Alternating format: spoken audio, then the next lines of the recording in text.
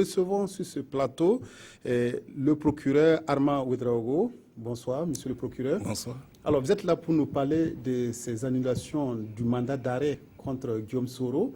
Nous l'avons appris aujourd'hui. Tous les mandats d'arrêt émis ont été annulés pour vice de forme.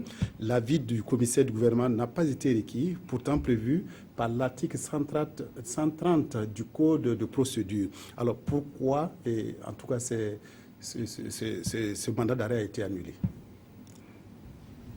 D'accord, merci. La Cour de cassation a pour rôle de veiller au contrôle de la légalité des décisions qui sont rendues.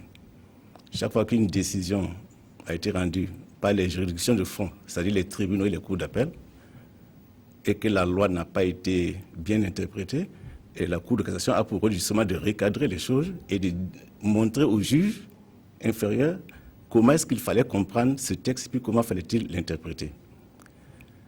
Dans le cas qui nous intéresse, il y a des mandats d'arrêt qui avaient été émis contre un certain nombre de personnes. Alors que la loi dit, entre le juge d'instruction, qui est chargé du dossier, et puis le procureur, il y a un certain nombre d'échanges qui sont tenus d'entretenir parce qu'en fait, ils travaillent en tandem.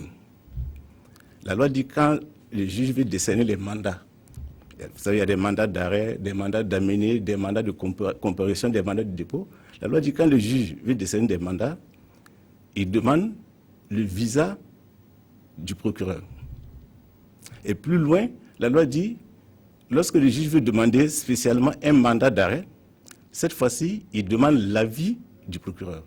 Voici, toute la nuance se situe à ce niveau. Dans le premier texte, on parle du visa, et dans le second, on parle d'avis.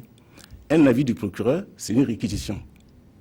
Alors, et la loi dit que avant d'émettre spécialement un mandat d'arrêt, pas les autres mandats, avant d'émettre un mandat d'arrêt, il faut demander les réquisitions du procureur, et autrement dit, vous n'êtes pas dans la normalité.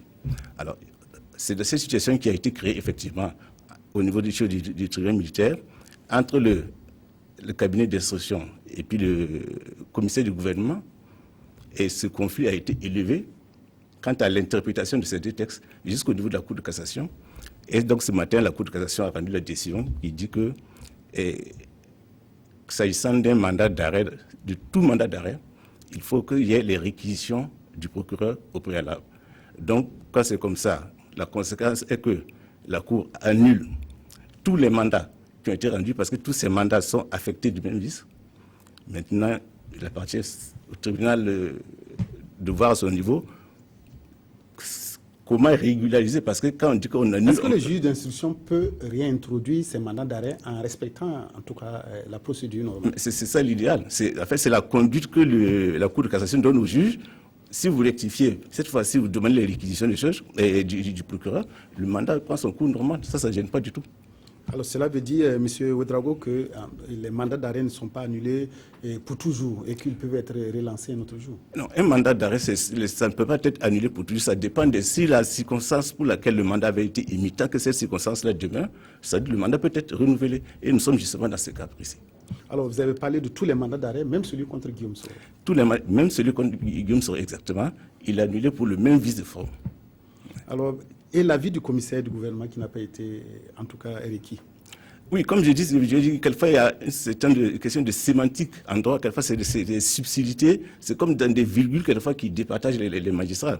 Il y a ceux qui pensent que quand le procureur général a donné un visa, c'est comme s'il avait donné un avis, parce qu'il en a eu connaissance. Alors que il y a ceux qui disent que non, le visa, c'est une simple formalité, c'est comme si on prenait acte. On prend acte que le juge a décidé de faire tel acte, poser tel acte. Alors qu'un avis, c'est motivé. Et soit je suis d'accord pour qu'on lance les mandats d'arrêt, soit je ne suis pas d'accord. Et pourquoi je suis d'accord et pourquoi je ne suis pas d'accord, tout est bien spécifié. Donc voici la différence fondamentale. Alors ceux qui font l'amalgame me disent, bon, quand le procureur il a mis son visa, donc, alors que non, c'est la Cour de cassation a estimé que désormais il faut être peut-être vigilant pour faire la différence entre un avis et puis un visa. Alors la Cour de cassation a été saisie par qui? Et puisque la contradiction est née au niveau du tribunal militaire, puisque le commissaire du gouvernement a fait appel de l'ordonnance du juge qui décidait des mandats. Et ensuite, il a utilisé les voies de recours, puisque la seconde voie de recours immédiate, c'était la chambre de contrôle de l'instruction. Et la chambre de contrôle de l'instruction a donné raison au juge. Et le commissaire du gouvernement a continué jusque devant la Cour de cassation, qui a cette fois-ci donné raison au commissaire du gouvernement. Voilà comment le problème a été judiciairement tranché, le problème juridique, pardon. Voilà, donc ce sont des précisions du procureur général, M. Armand Ouedraogo, par rapport à l'annulation des mandats d'arrêt émis dans le cadre donc, du coup d'État manqué de septembre 2015. Monsieur le procureur général, merci d'être venu ce soir sur ce plateau pour nous parler donc de cette annulation de tous les mandats d'arrêt émis donc, dans le cadre donc, de ce push manqué. Merci.